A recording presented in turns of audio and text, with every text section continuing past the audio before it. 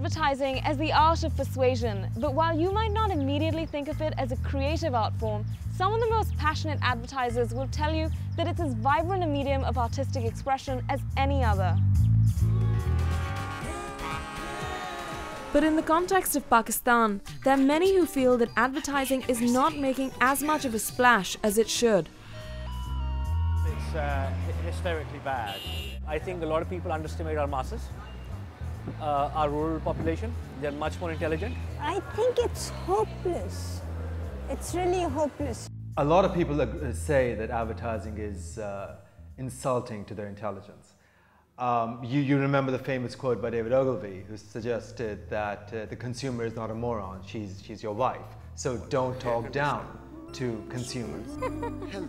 Some of the finest advertising is advertising which has always respected the intelligence of consumers. Having said that, a lot of the time our clients seem to suggest that why don't we go for the lowest common denominator.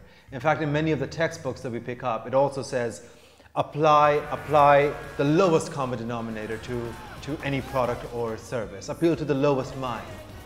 But that's wrong.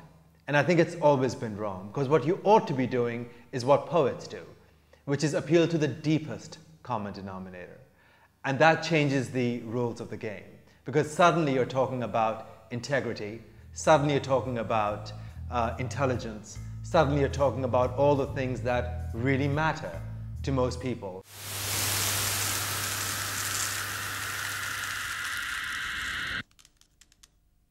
I think just the fact that it's commercial art doesn't mean that we have to sell ourselves short.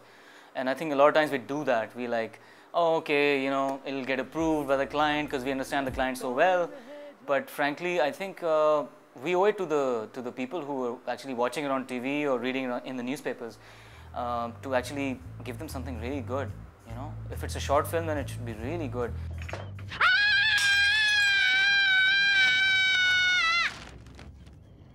Oh, c'est toi, chérie. Tu fais une camomille? Again, the trap here is the big film that we all fall into.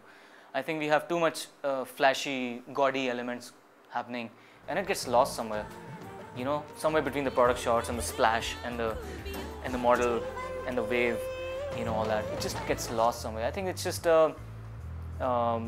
ideally, yes, advertising does represent the people, and you know, if you take examples of Mercedes and all these cars, I think everyone enjoys. Everyone who's in creative anywhere in the world would want to work on a account like a liquor, some kind of beer commercial, or he'd want to work on some kind of a car.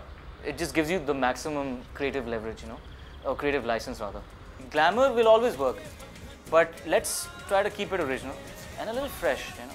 Yeah, it's like dangling a toy in front of a baby and saying, you want it, you know. I think it's a little immature. It's a little immature because what happens is then you get stuck in stereotypes. Jigar, kidhar? Apne sone ka bandobast kar lo. But while there might be many misses, there are also some hits, and searching for that perfect piece of communication is what drives a lot of advertisers. Conceptually, I think the big idea is something that we're all fishing for. Every creative anywhere in the world is just, it's like fishing, you know. It's always just waiting for that perfect big idea, but you have to be fishing. You know, it requires patience, and it requires some kind of persistence. It's a very self-destructive process, so you know how it is. But you shouldn't sell yourself short. I think a lot of people do that.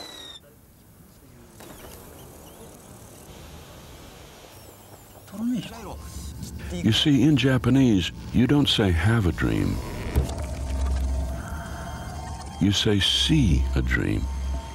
It goes hand in hand. If we've seen in the past campaigns like Absolute Vodka, that's art right there in front of you. Even Nike's campaigns, especially the current ones, they employ the top line artists in creating images, be it photography, be it illustration, be it painting or sculpture, and there are so many of them.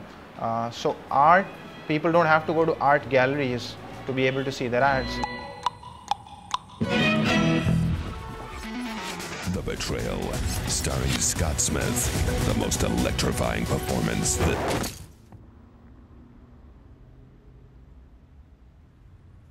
I think advertising is artistic expression for commercial ends. It is nothing else but that. And the stronger the artistic component, the better the sales. That's a indivisible calculation. And also, nothing original was born out of formula. So, of course, artistry is involved. Are we artists? I suppose being left brain and right brain simultaneously, there's a part of us that is certainly committed to artistry. There's another part of us that is committed to the very exciting element of strategy and consumer insights and driving the market and creating new markets. That doesn't really happen in many businesses. You're also part of a 9-to-5 camaraderie, which rarely happens in the artistic world. The artistic world tends to be a little isolationist and lonely. So there is a nice compound of both the sciences and the arts in this business. And that magic is what drives the passion in this business. Bit much, that. Carry on, then. That brings us to the end of this episode, and we hope we've got you sold on the world of advertising. Do join us again next week for our season finale. I'm Saira Akhtar.